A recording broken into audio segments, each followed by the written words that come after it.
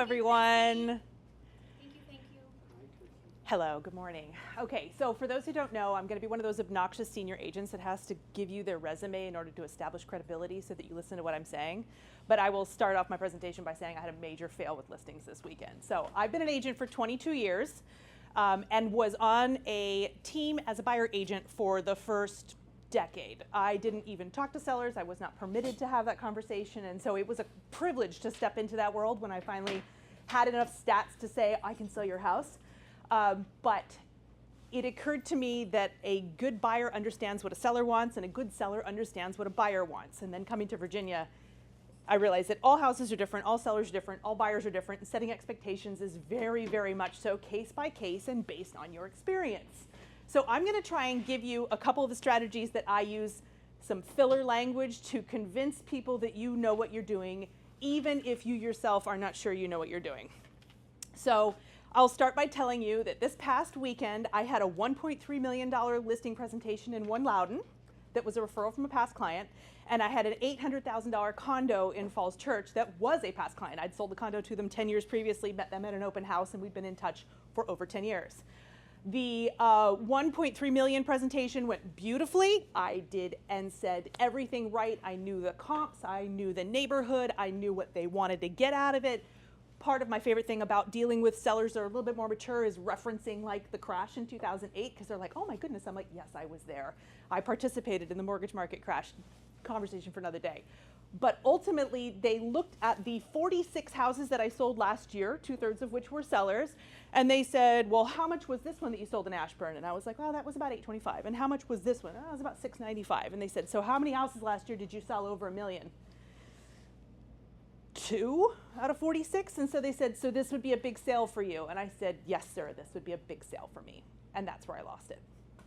They told me the next day that they decided to go with a team that had a strong Ashburn presence, and a 1.3 sale would have been a midpoint listing for them. So who knows what I was up against? I'll find out here in the next couple of weeks when it comes on the market. But I do want to be totally honest, that sent me into a downward spiral of doubt. Why can't I do this? Why am I not suited to luxury? And I did have to talk to a lot of agents to kind of get out of my own head. So please keep in mind that all of my advice is prefaced with, we are our own worst enemies. We're the most critical of our businesses, and the most senior agent, the ones that are truly successful, are the ones who can roll with the criticism, roll with the loss, roll with the rejection and go, cool, next. Next. The $800,000 said, thank you so much for your advice, but we've had a lot of people in the building sell for sale by owner, so we're gonna give that a shot first. So I didn't get that listing either. Okay, so I could still get it, but part of what I put in my presentation today is, do you still want that listing? How do you vet your sellers to make sure that you're hiring listings that reflect you well, sellers that reflect you well? Is this going to be a good launching point for your business or a step backwards? Do these people not listen to you? Are they not good clients? Are they not good referral partners? Is this not a listing where you want to be in that price point? You don't want to be in that network. You don't want to be in that community. You have the right as a listing agent to define exactly what your business is, what direction you want to take it, and the privilege, because it is a privilege, to say no.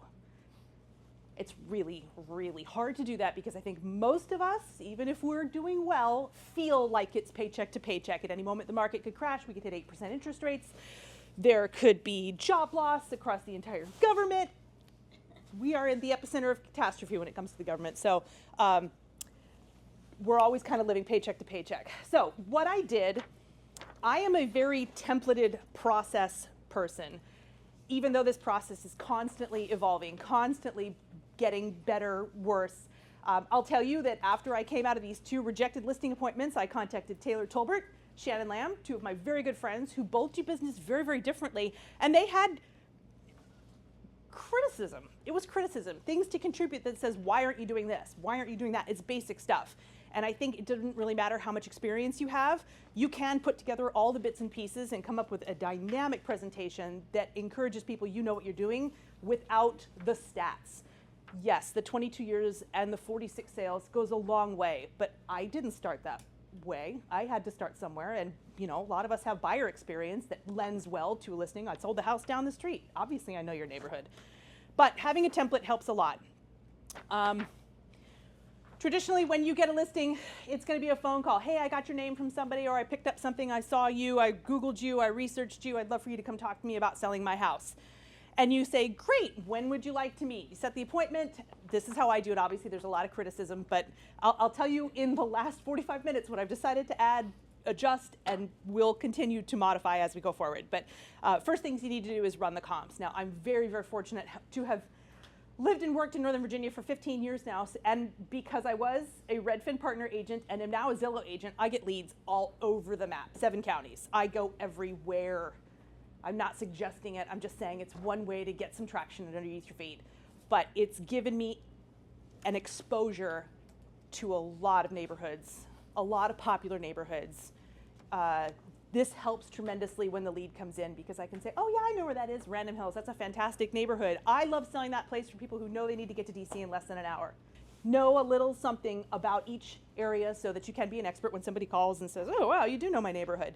But when you run the comps, you're gonna look for the highest and the lowest. You're gonna try and define some kind of a, let's piggyback on the highest sale, let's try and keep away from the lowest sale. You need to be mindful of everything that's out there because you know your appraiser will. Tour the active listings. If you're gonna go speak knowledgeably about your listing and how it compares, you need to know what the buyers are walking through. So I like to tour the active listings. I do this as a preview. I'll tell you, this disappeared during COVID. You were not able to just walk through a house casually. Now it's a little bit easier because sellers are like, why is nobody coming to see my house? I think a listing agent would welcome a preview if you were kind enough to reciprocate with feedback. It's like, be honest. If you're an expert, why don't you think this house is selling? Do you think it's overpriced? Do you think we should replace the carpet? Some stuff is garbage and it still sells. We need to know that. We need to know that if the seller says, yeah, I got a piece of garbage, but I don't care, I just want to sell it for this number, and you go, I can do that. You got to have those parameters in the matrix to know whether or not that's going to work. That's what makes you an expert. So I like to tour the active listings and know exactly what our buyers are comparing.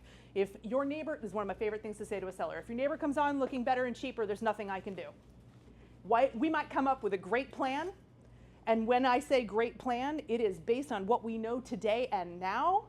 If the interest rates shuffle, if news comes out, if snow hits, if anything happens that could affect the buyer, the psychological profile of the buyer that's coming out this weekend, we're going to try and adjust and make sure that we're hitting it as best we can. But even that is, there are many things outside of our control. I also talk to other listing agents and get traffic reports before we go on the market. And you know what? I got to be honest. You guys ever see on the Facebook profiles on those little forums where people are like, hey, does anybody know somebody who wants a 5.3 in Woodbridge priced around $650? I'm always like, why don't you just put it on the market? Why are you trying to get buyers in your comments? And then somebody said, that is such a great tool for a seller. And I was like, oh, are they seriously taking that post with 32 comments and going, see, I got buyers for your property? Never occurred to me that that was a strategy, but I was like, that's not bad. What better way to gauge the market without accumulating days on market with Bright? Without a signed listing, just being like, hey, anybody know of anything? Yeah, I got people who want that. That's a really good strategy. I'd never thought of it, but I might use that. Note to self, might use that. So that's about basically knowing the listing. That's all stuff that I think you could do in a day or two. Preparing your materials. So I use Cloud CMA. There are many CMA programs out there. My purpose behind using Cloud CMA is that it's quick. It's presentable. I can do it in 3 minutes. I have seen some very beautiful CMAs where it takes you hours to translate the data from Bright and put in the square footage and the numbers and da-da-da-da-da. I'm sure it transcends beautifully, but for the number of presentations I've been to, most people are like, cool, thanks. So I have some questions. And they're not usually gonna look at the material that you gave them, unless of course that's their personality, which is definitely something to know. Are they the kind of person who wants to take the tactile and dive through it line by line with their highlighter and their scribble scrabble and ask you a bunch of questions?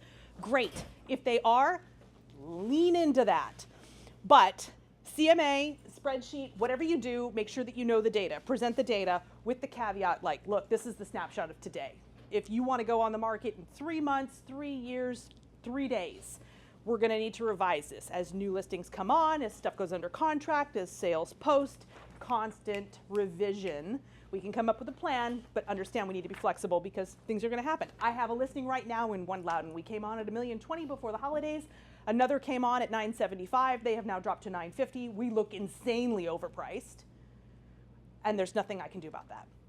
I've got to get staging in there, rephotograph it, and launch it again with a new price, and it's at the seller's loss. I mean, they had their head wrapped around $1.02 million, and now they'll be lucky to get $1 million because we've got a neighbor sitting there at $950. Seller guide. Courtney does a spectacular, beautiful seller guide.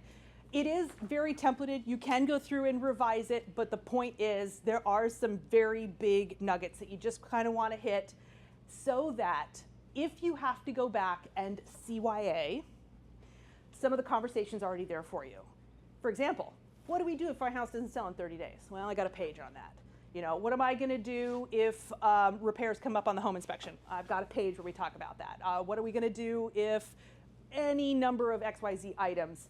You can address these in your own words in a booklet and then reference back to it on an as-needed basis and not have to tackle some of those difficult questions, and then further learn whether or not your seller is going to be one of those people that says, I don't care, I'm not going to read it, just tell me where to sign.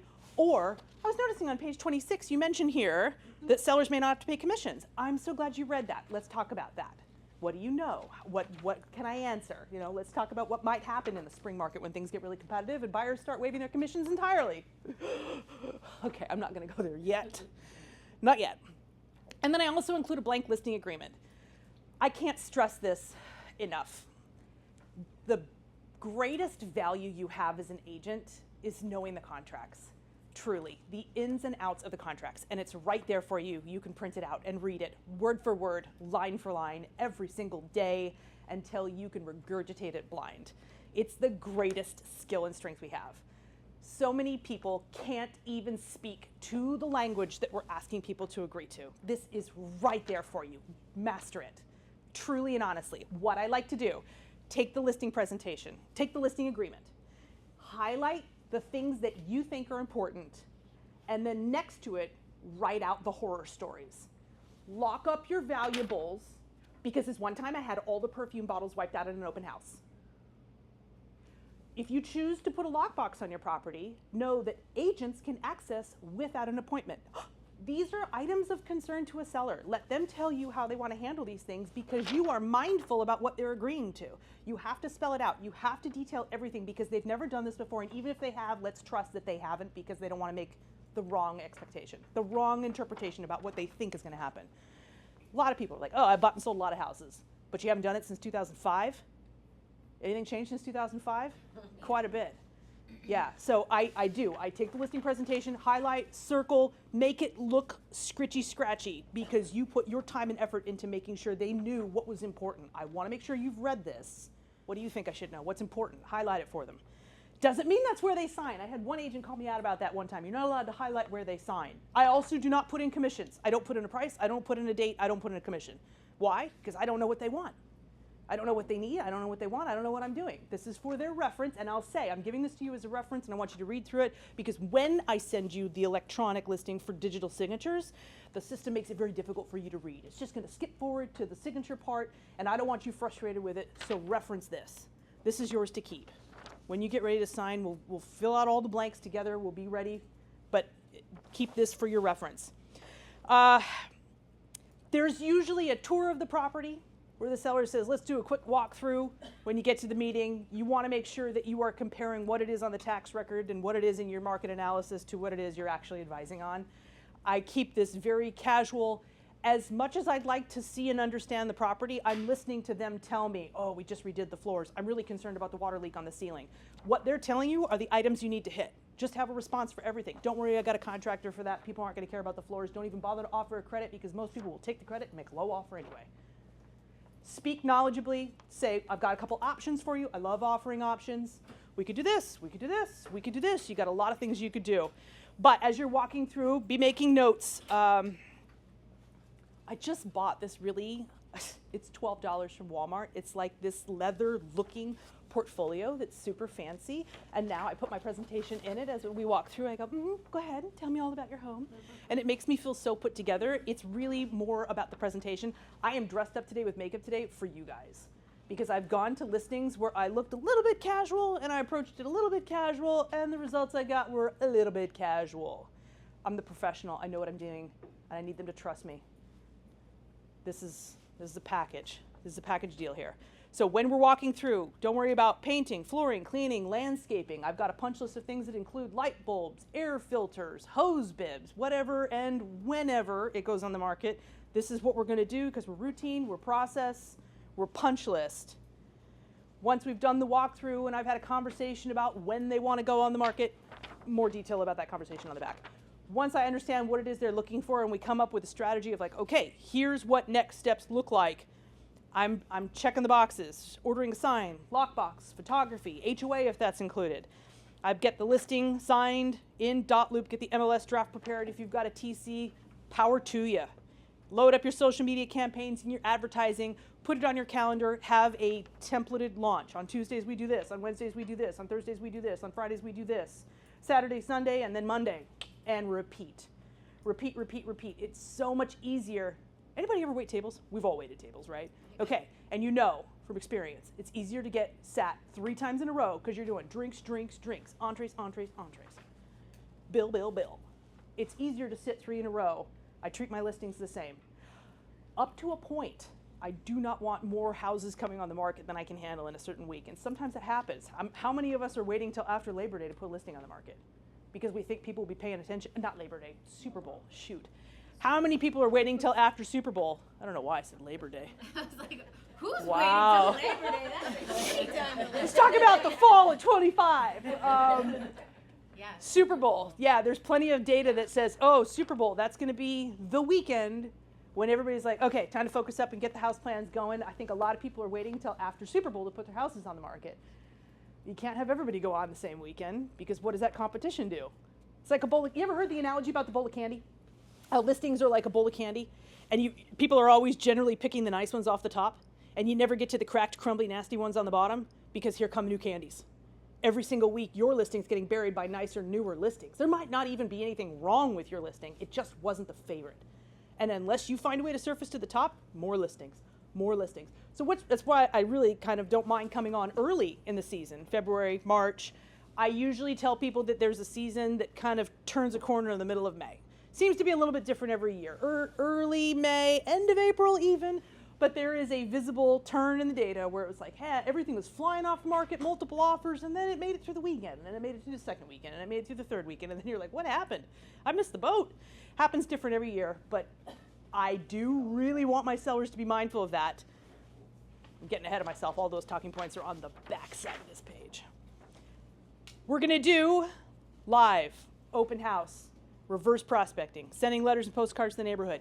Everybody got that. This is kind of standard stuff. No need to sit back and wonder what we're doing to get our houses sold. Let's be honest, monkeys can sell houses in the spring. You could do almost nothing and it'll still sell in the spring. I hate that. You're missing out. But you could do almost nothing and it'll still sell. And then we maintain communication. Daily or weekly feedback, I honestly depend on the seller. If they want to hear every single person that came through, did they love it? Are they going to make an offer? Then yes, let's talk about it as they go through. I get the lockbox notification. I'm calling right then and there. Hey, I know you just went through, but my seller's really eager to hear your feedback. We're ready to go, motivated. Is this a hot lead? Can I follow up on it or not? Set up a bright search for the neighborhood activity. Obviously, if you've got a listing in Piedmont, you're going to set up a search for Piedmont and be mindful of all the other listings that are coming on, the ones that are going under contract, the ones that are also open the same weekend that yours is open. Hopefully, you don't have to do this week after week after week, but you do definitely want to be knowing what's going on so that if a neighbor comes on looking better and cheaper, you can at least be prepared for that conversation and then remain engaged. I can't tell you how many people think the hard work is getting it on the market. Like, okay, cool. We're listed. Now those buyer agents are going to do the rest. If only. Okay. Let me get through some of the talking points when I meet with the seller. Sometimes I'll do this on the phone. And sometimes I'll send it in an email because I can tell they don't want to talk. This is all your discretion. But here's the content. I give my sellers 5 different ways to sell their house. And that's primarily because they know they want to sell, but they can't tell you what their priorities are because they don't even know what their options are. So even though there are more than this, these are the 5 I offer. We can sell it to Open Door. I don't want to sell it to Open Door because I don't get a commission if I sell it to Open Door. But if they want to drop the keys and walk away, I want to know that. Except that I've got option number 2, which is selling to a local investor. So let's talk about Open Door. Open Door, and Scott, you're welcome to piggyback on this if you've got insight, because I know you've been through this process. But basically, as I understand it, Open Door will make the seller an offer. Say it's a $500,000 market value property, and Open Door will say, oh yeah, we'll pay you $495,000. The seller's like, really? That's almost worth it. That's great. Now they've got to go through the process of doing kind of like a DIY home inspection. Take pictures, send us videos, and then Open Door will kind of reduce the price from there based on what we see. We're now going to drink it down to $475, and then if you accept our $475 offer, it'll take us 60 days and you'll pay a 6% commission, a fee. So you're really not getting $475. You're probably not even getting $450 once it's all said and done. And I explain this to the seller. I say, it's an option, and I have had a dozen clients do this over the last year because they were simply looking for the easy out, and they didn't want to trust anything that didn't have a website, which my local investors don't have a website, but you can also sell to a local investor. I promise you, if you say, I've got an off-market opportunity, you see this all the time on the Facebook forum, I've got an off-market opportunity, they want to sell as is, here's the address, here's what they're looking for. How many comments are you going to get on that post? 20. Count me. Unless Gene Fisher's in, and then I'm out. That's a joke. Gene will pay more than I will. But point is, you have local investors. You have agents in this office with local investors. Commissions get a little bit difficult because obviously this seller is probably looking to sell to a local investor for a cash all-in, walk out the door price, and you're going to have to figure that out in the math. But it is an option you need to present. If you want to do a little bit better than Open Door, I can bring in a local cash investor. They can be a little bit more flexible with their timing. Open Door won't take tenant-occupied properties. Local investors will. It's a pain, but they will for the right price. Third option would be to sell on the MLS as is. I struggled with this last year as I worked with the Zillow Seller Flex program. I sold 13 properties last year, 12 of them were under 500, and the majority of those seller clients were like, whatever, I don't care. It was embarrassing. I was embarrassed for the listings I had. And I kind of had a little midlife crisis about it. I was like, am I putting my ego in front of the client's needs? I have a job. My job is to sell houses. If they give me a house and they say, Krissy, we want you to sell it, how much of my own ego can I put in that? Oh, I want you to have nice new stuff. I want it to be pretty. I want to be able to do a walkthrough. Or do I put it on the market because that's my job? I don't know the answer to this. I'm still struggling with it because I listed some ugly wet rats last year. I have videos that I've saved that just are jaw-dropping awful houses. And they didn't want to clean up, they didn't want to do anything, and here I am cutting the grass and sweeping the floor and changing light bulbs and trying to make it better because my face is in their yard and it's just breeding resentment. Why am I working so much harder out here? I'm not getting paid more. I can't even post on social media. I did once. Taylor was like, you take that down right now. You do not tell people that you cut their grass. Come on. So I was like, okay, cool. All right, so why am I doing this? Why am I going these places? Why am I selling these houses? Why is this the agent that I have become? Because I said yes, because I like myself. So either be okay with that or say no, which is part of what's in here. It's part of what's in here. You need to know the kind of business that you're running, and you need to say no that anything that doesn't fill you with joy. I think that's the feeling we should get from our work. It is work, and some of us are living check to check. I have 3 kids in college, and I am about to pay for a wedding. I have a lot on my plate. I'm going to take everything I can get, but I'm going to be okay with it. It's my choice. For the time being, that's my choice. But you have to make sure your seller understands. We can take photos exactly the way that it is and throw it up on the MLS and see if we can get your price. Why? Because there are other listings out there that do that all day long. I saw a picture of a $1.3 million house. I was looking at Dominion Valley, was where I found that foreclosure. 1.3 in Dominion Valley, and there's a plate of old food on the desk in the executive study, and I was like, Anyway, another option would be to walk through with the seller and give them a punch list. Here are the things that you can do to your home to improve the value. Obviously, number 1 is cleaning. It's so basic, it's so simple. A house can be old, it can be cluttered, it can be dated, but if it's clean, you're in there, you're okay. That's an option, you present it. Selling with pay-at-close contractor improvements. If they say, gosh, I'd love to replace the carpet, I'd love to fix this, do that, I want the seller to feel empowered to do as much as they are willing to do and offer as many pay-at-close contractors as I can get my hands on. Now, this is my preferred network, so I really don't want to give up these contractors' names or the privilege of paying at closing unless I know I'm getting hired, because I'll tell you, I got burned on that once. I have had plenty of people take my contractors and go, they were great, thanks. List with somebody else. So don't kind of hold on to that stuff, okay? Trust me. Trust me. Those contractors represent you well. Those are your relationships, and they come with the service that you offer and are paid for. What are your sellers' priorities? Do they want a fast sale? Do they want a convenient sale? Do they want a record high price? Are they willing to put in the effort? Can you recommend stagers and contractors to help get them what they are telling you they want? And then, good old sales tip, just repeat it back to them. So if I can get your house sold by this date for this price, you'd be happy. That's the goal. That's what we're trying to do. Awesome. Let's work towards that. It is also critical to know what's happening in the market. I mentioned May being somewhat of a turning point. I'm going to keep in touch with the other listing agents in the neighborhood because I want to know who's getting multiple offers. I want to know if sellers are paying closing costs. Now, I'm asking sellers what kind of commissions they're seeing. I looked at a $699 townhouse in right across the street from Costco in Fairfax. So it's a little bit further west than Random Hills. I can't think of the name of it. Fairfax Ridge, maybe.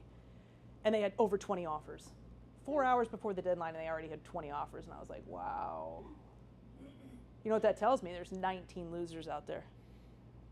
So the next house that comes on the market is going to have what? 19 plus offers? Because each listing breeds new buyers. So it's already more competitive than I was prepared to detail to my clients. Like, hey, I figure we have at least until Super Bowl to go out there and grab something without anybody else knowing. Like, we're ahead of the market. And now I'm like, oh, we are definitely not ahead of the market. It is gangbusters at the end of January. And I'm advising my sellers of that because I'm talking to the other listing agents as if we are comrades in war, okay? We're not competing. We are not competing for the same buyer. I really wanted to dispel that myth that there's a buyer out there going, gee, I don't know if I want this house or that house. Baloney. They know which one they want. It's very, very rare that you have clients with the ability to decide between one of two houses. Usually there's one person for the house. If anything, there's 20 people for the same house. But I want my sellers to be knowledgeable about what's happening because I verified everything with the people who are already out there doing what we're going to do. The other thing to take into consideration is if your seller is a buyer. Now, this is a big one. Obviously, if you want to sell in a high market, do you want to turn around and buy in a high market? Can you buy without selling? Do you need the money from your sale to buy? I think that could be a great segue for either a referral because they're moving out of the area, to get them as a buyer client because now you control both sides of the timeline and you can talk about whether or not you want to be homeless, have 2 mortgage payments, or do both at the exact same time. Spoiler alert, nobody wants to be homeless or have 2 mortgages. If at all avoidable, have a plan that allows them to do both at the same time and prepare for the strategy, the compromise, the discipline it takes to say, hey, if you want what you want, you got to do what you got to do. Are you okay with that? I'm not forcing your hand here. One of my favorite things to say, it's your house, it's your life, it's your money, but it's my business. You ask me for my help, I'm going to tell you how to do it. Focus on your end goal, reverse engineer a strategy. All right, let's talk about commissions. And I'm bringing this up because I recently had somebody that really struggled with it. I'm just going to read this word for word because I wrote it from the heart. This will almost definitely come up. You need to be confident about your answers. I don't care what your answer is, but you need to be confident about it. I don't care what your answer is. I discounted my commission for years and had no problem with it because it was volume, it was sphere, it was database, it was network, and I was like, just go, go, go, go. I'm learning, I'm in it, I'm doing what I want to do, and I'm getting there, and there's a cost to that, and it is in the form of a discounted commission. So I did it for a long time. I have no shame about reducing my commission. But you don't have to work with the seller. It's in bold. You do not have to work with the seller. So if they're beating you up over commission and you're looking at them going, for you, no. You don't even have to say no. You can just, it's 3%. It's 3.5%. It's 4%. For everything you're asking, for the staging, for the photographs, for the Zillow listing showcase advertising placement, it's 4.5%. That's awesome. Doing that today at 12. No, it's Courtney. It's Courtney's seller guide. Her seller guide starts at 3. 3.5? 3. Starts at 3.5. Starts at 3.5. And I was like, yeah, because You're not saying no. I'm not saying no. I'm pre-qualifying them. Are you the client that I want to do the work for? But when you also get, if you do offer a discount and you start at 3.5, you're really getting what you wanted anyway. You know what I mean? Yes. Like, has anybody taken me up on my 6% for the whole, all the bells and whistles? Nope. Is that okay? But totally. But what's the highest you got? I've gotten 4. You don't get 4 unless you ask for 4. Make a note there. So I said, go with your gut. If you don't want the listing, refer it. Do not make a client of someone that does not represent you well, a property that isn't where you want to grow your business. You have to know these things in advance before you establish your value. Like, this is really important. I wish Dylan Ford were here. I love Dylan Ford. I'm so proud of the work he's doing. But I have cautioned him since day one that he is spreading himself too thin. He's in West Virginia. He's in Maryland. He's in Richmond. And I'm like, man. If Krissy Cruse thinks you're spreading yourself too thin, you're freaking paper thin.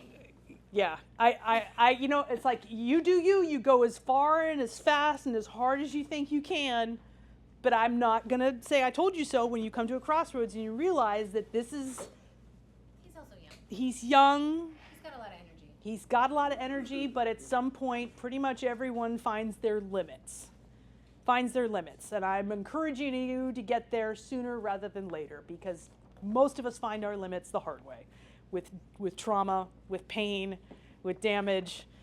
You can choose to be where you want to be by focusing all of your efforts in that direction. It is intentional, it is purposeful, especially with sellers. I know it's really hard to target buyers because we don't know where buyers are. Buyers are not raising their hands. We just have to put ourselves in their path, like at an open house. But sellers, we know where they live. We know where they live. I even know what they want to hear. Open door, local investor, as is, DIY punch list, or my pay at close contractors. I know what they want. I just want to be the one that they call when they're ready to take advantage of one of those 5 options. I send a lot of letters. Let me know if you ever want to see my template letters. You guys know Jimmy Mackin? He's got listing leads. I paid for that, by the way. I got it. Solid. It's a database, an entire database of a collaborative effort of agents from all over the country that are contributing their letters, their postcards, their social posts, and he basically puts together a calendar, a 7-day calendar, every single week. This is the social post. This is the letter you send. This is what you send to your buyers. This is what you send to your sellers. This is what you send to, I mean, it's all there. You Google, like, how do I get people that want to buy foreclosures? Here's the letter. It's a huge, massive database of letters. And I love letters. I send a lot of letters. Jimmy Mackin. The name of the website is listingleads.com. I think it's like $150 a year, but I've already used 3 of their letters and it's February. So I think it's good, and I don't intend to have to pay for it beyond that year. But as the market changes, I mean, he's talking about interest rates. He's got a letter that was like, oh, the interest rates aren't coming down, but that's okay because here's what I'm seeing. Here's what's happening. Here's why it's still good for you. And it's a blend between, I'm sure, I don't know, there's like a style of letter where every single line has a return on it. So it makes it very easy to read. Like there's a science behind what he's doing that prevents you from overthinking it. How many times do you tackle a project and get lost in the sauce and then you're like, this is too hard, just let it go. This is easy button. Do not mess with it. Just print it out, come up with your list, send it, move on. If it's not quick and easy, you probably won't do it. You certainly can't commit to it. And the key is consistency. So find something that you can commit to. You're the expert. While it's their house, their money, and their life, this is your business, and you cannot be expected to produce results if you stray from what you know works. Be flexible, be confident, but there are some pieces you don't compromise. Okay, questions?